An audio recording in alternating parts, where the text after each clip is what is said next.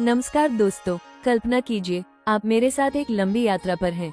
ये यात्रा सड़कों की नहीं बल्कि ज्ञान और प्रकृति की है। हम पूरे भारत में घूम रहे हैं और हमारे रास्ते में आती जा रही हैं भारत की अद्भुत झीलें, जिनमें छिपी है इतिहास, विज्ञान, भूगोल और संस्कृति की कहानियाँ। सुबह की पहली किरण के साथ हमारी यात्रा शुरू होती है हिमालय की गोद जम्मू कश्मीर से।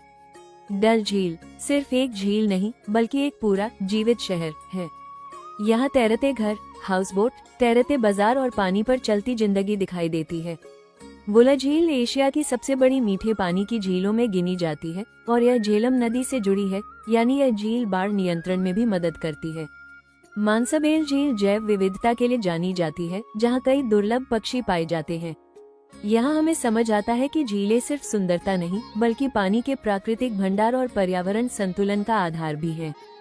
अब हम आगे बढ़ते हैं हिमाचल प्रदेश की ओर। सूरज ताल समुद्र तल से लगभग 4800 मीटर की ऊंचाई पर स्थित ये हिमनद ग्लेशियर से बनी झील है।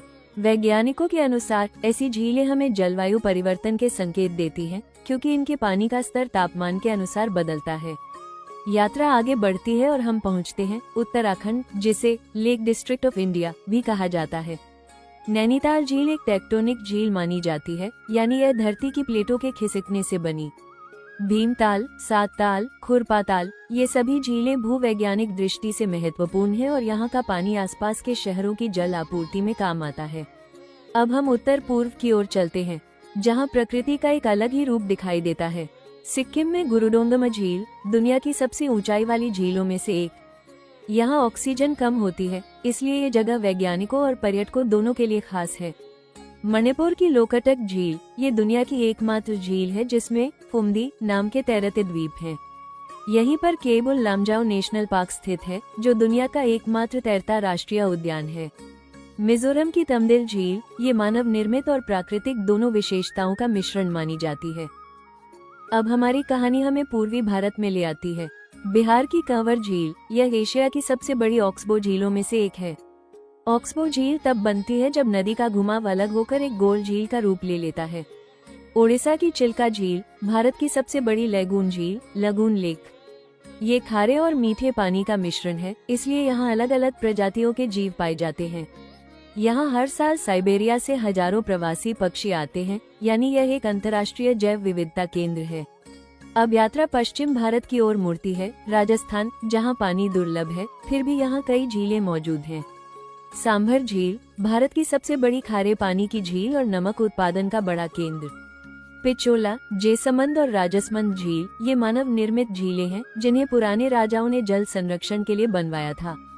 हरियाणा की दमदमा झील दिल्ली के पास स्थित एक प्रमुख पर्यटन स्थल और जल संरक्षण का उदाहरण।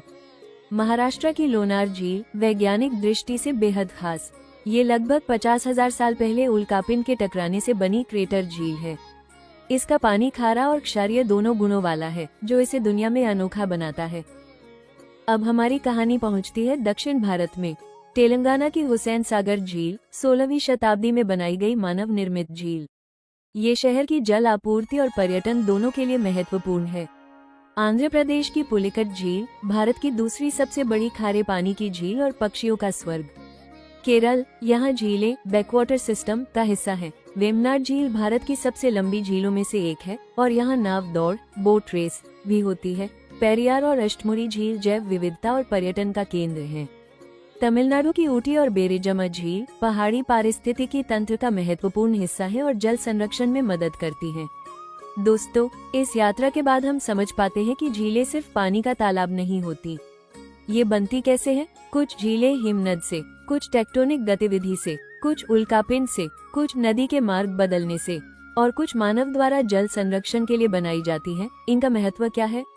भूजल स्तर बनाए रखना, बाढ़ नियंत्रण, जैव विविधता का संरक्षण, पर्यटन और अर्थव्यवस्था, जलवायु संतुलन। लेकिन आज प्रदूषण, अतिक्रमण और जलवायु परिवर्तन के कारण कई झीलें सिकुड़ रही हैं। अगर हम नहीं जागे तो ये सुंदर झीलें सिर्फ तस्वीरों में रह जाएंगी। इसलिए हमें क्या करना चाहिए? प्लास्टिक का उपयोग कम करें, झीलों में गंदगी न फैलाएं, पानी बचाएं, प्रकृति को सम्मान दें। और अब इस कहानी का अंतिम मोड़, एक सवाल। कोल्लरू झील किस राज्य में स्थित है? ये सिर्फ एक सवाल नहीं बल्कि आपकी ज्ञान यात्रा की शुरुआत है। हम फिर मिलेंगे भारत की किसी और अद्भुत जगह, किसी और नई कहानी के साथ। धन्यवाद। जय हिंद।